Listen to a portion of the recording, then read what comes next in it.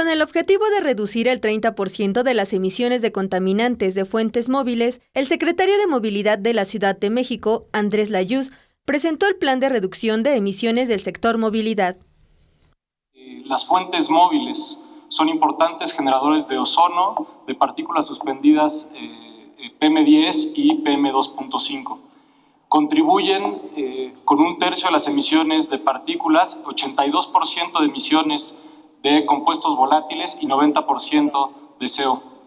También el transporte público y de carga pesada contribuye con el 50% de emisiones de PM10 y de PM2.5 y los automóviles, taxis y transporte público generan la mayor parte de gases precursores.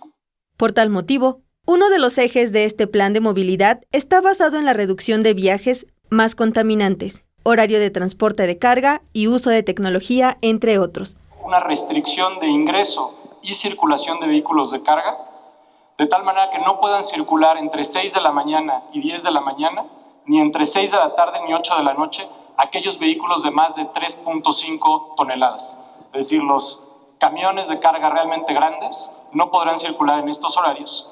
Y en el caso de los vehículos de carga que son doble semirremolque, es decir, que son articulados pero tienen un solo motor de tracción, y aquellos que tienen sustancias peligrosas que no sea gas casero, solo podrán circular en la noche.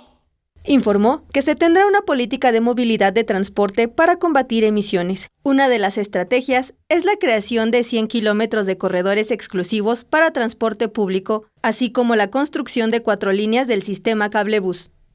Resaltó que tienen como objetivo que al final de esta administración, el 3% de la totalidad de viajes que se hacen en la ciudad se hagan en bicicleta.